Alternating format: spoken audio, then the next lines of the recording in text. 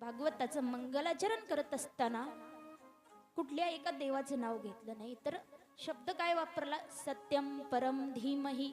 सत्य शब्द वापरला. सत्य हे भगवंताचं स्वरूप आहे. आणि व्यासांनी अजून एक विचार केला की या ठिकाणी कुठल्याही एका देवाचं नाव टाकू तर कलियुगामध्ये लोक एवढे पापी झाले आता की लोकांनीही या ठिकाणी भेदभाव करायला सुरुवात केली आहे. समजा आता भागवत म्हणजे भगवान श्रीकृष्णाचं चरित्र आहे म्हणून या ठिकाणी कृष्णम परम धीमहि असं लिहायला पाहिजे. पण कृष्णम परम धीमहि लिहिलं तर जे श्रीकृष्णाचे भक्त आहेत त्यांनी यावर पूर्ण अधिकार गाजवला असता की भागवत केवळ आमचंच आहे म्हणून, दुसऱ्या कोणाचं नाही. बरं, या ठिकाणी राम शब्द वापरला असता. रामम परम धीमहि. रामाचे भक्त म्हणाले असते भागवत केवळ आमचं आहे. जर शिव शब्द वापरला असता. शिवम परम धीमहि. महादेवाचे भक्त म्हणाले असते भागवत केवळ आमचं आहे. म्हणजे ज्या देवाचं नाव टाकू ना तर त्या देवाच्या भक्तांनी स्वतंत्र त्यावर अधिकार स्थापित केला असता. कारण हे कलियुग आहे. कलियुगात असं पाप वाढले की या ठिकाणी जन्म देणाऱ्या मायबापाच्या सुद्धा वाटण्या व्हायला लागल्या की आई माझ्याकडे तर बाप तुझ्याकडे. एवढे लोक बिघडले, एवढं पापाचरण व्हायला लागलं. त्या ठिकाणी देवांची सुद्धा वाटणी करायला लागले की हा देव आमच्या जातीचा आहे, तो देव आमच्या धर्माचा आहे, तो देव तुझ्या धर्माचा आहे, तो देव तुझ्या जातीचा आहे. देवामध्ये सुद्धा जाती धर्म यायला लागला. माणसांमध्ये तर जाती धर्मामुळे असे भांडणं पेटले. तिकडे महाराष्ट्रामध्ये आमच्या सध्या किती राजकारण सुरू झाले, जातीभेद सुरू झालाय, भांडणं व्हायला लागली. जाती धर्मामुळे हे असं होणार हे व्यासांना त्या काळातच ठाऊक होतं. कारण ते बुद्धिमान त्रिकालदर्शी होते. त्यांना कळालं होतं की पुढे कलियुगामध्ये माणूस देवामध्ये भेदभाव करेल. त्यासाठी त्यांनी कुठल्याही एका देवाचं नाव लिहिलं नाही. सत्यम परम धीमहि की भगवंताचं स्वरूप सत्य आहे. संपूर्ण जगाला चालवणारा कोणीतरी एकच देव आहे, एकच शक्ती आहे, एक तत्व आहे. आणि त्या एक तत्वावरच संपूर्ण हे ब्रह्मांड, हे विश्व आधारित आहे. त्यामुळं कुठलंही एका देवाचं नाव घेतलं नाही. कारण लोकच असे झाले. एका माणसाला वाटायचं की संपूर्ण गावाने एक व्हावं, एका ठिकाणी येऊन बसावं. त्या माणसाची फार इच्छा होती की लोकांनी एकत्र राहावं, मिळून मिसळून राहावं, एके ठिकाणी बसावं, गप्पा माराव्यात, प्रेमाने राहावं. यासाठी त्याला वाटलं आपण एक मंदिर बांधावं. मग त्या माणसाने मंदिर बांधलं. कशाचं? तर कृष्णाचं मंदिर बांधलं गावामध्ये सुंदर असं. त्याला वाटलं लोक मंदिरात येऊन बसतील, त्यामुळे एकमेकाचा संवाद होईल, चर्चा होईल आणि लोक एकमेकाला मान सन्मान देतील, आदर करतील, जातीभेद करणार नाहीत.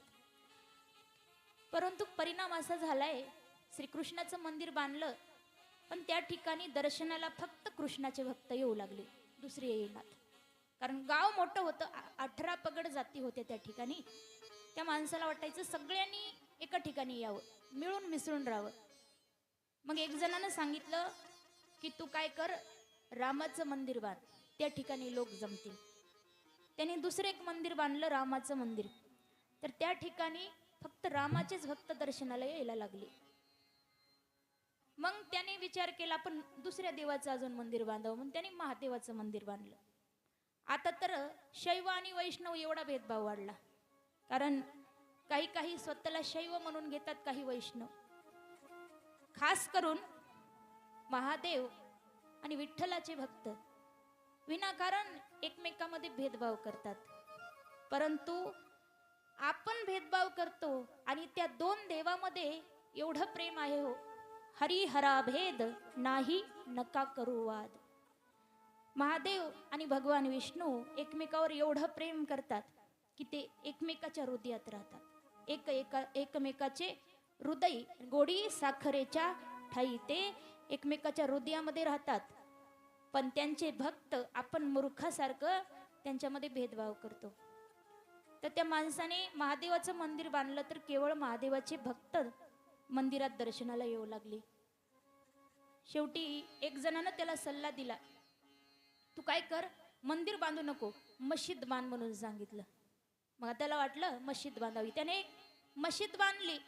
आता तिथं तर डायरेक्ट म्हणजे धर्माचाच त्या ठिकाणी भेदभाव झाला. फक्त मुस्लिम धर्माचे येऊ लागले, मग तिथं हिंदू येईनात. मग त्यांनी अजून अनेक मग गुरुद्वार बांधलं. तिथं काही शिक्काचे लोक होते, तिथं फक्त जे शीख धर्माचे आहेत ते येतात. असं त्यांनी एवढा 4-5 वेळा प्रयत्न केलाय लोकांनी एकत्र यावं, पण लोक फक्त आपली जात धर्म एवढंच पाहत आहेत. तेव्हा एक जणानं सल्ला दिला की तुला जर वाटतंय ना सर्वांनी एकत्र यावं, तर असं मंदिर बांधण्यापेक्षा गावात एक हॉटेल टाक म्हणून सांगितलं. त्या माणसाने एक हॉटेल टाकलं. आता त्या हॉटेलमध्ये हिंदू, मुस्लिम, शीख, ईसाई सगळे एका बेंचवर बसून चहा पिऊ लागले. त्या ठिकाणी भेदभाव नाही. लोक फक्त चांगल्या ठिकाणी म्हणजे परमार्थामध्येच भेदभाव करतात, बाकी इतर ठिकाणी नाही. म्हणून हा जो लोकांचा स्वभाव आहे, कलियुगी लोकांचा स्वभाव, व्यासांनी त्याच काळामध्ये जाणलेला होता. म्हणून त्यांनी कुठल्याही एका देवाचं नाव टाकलं नाही, कारण हे लोक पुन्हा भांडतील, देवांच्या वाटण्या करतील, भागवताची सुद्धा वाटणी करतील की भागवत आमचं आहे. म्हणून सत्य शब्द वापरला, सत्यम परम धीमहि. पुन्हा मंगलाचरणाच्या दुसऱ्या श्लोकामध्ये भागवताचा विषय काय आहे, भागवताचा अधिकारी कोण आहे, भागवताचा हेतू काय आहे, ह्याचा परिणाम, सर्व अशी लक्षणं भागवताची त्यामध्ये वर्णन केलेली आहेत. मंगलाचरणाच्या 3ऱ्या श्लोकामध्ये व्यासांनी सुंदर असं वर्णन केले भागवत ग्रंथाविषयी की भागवत काय आहे.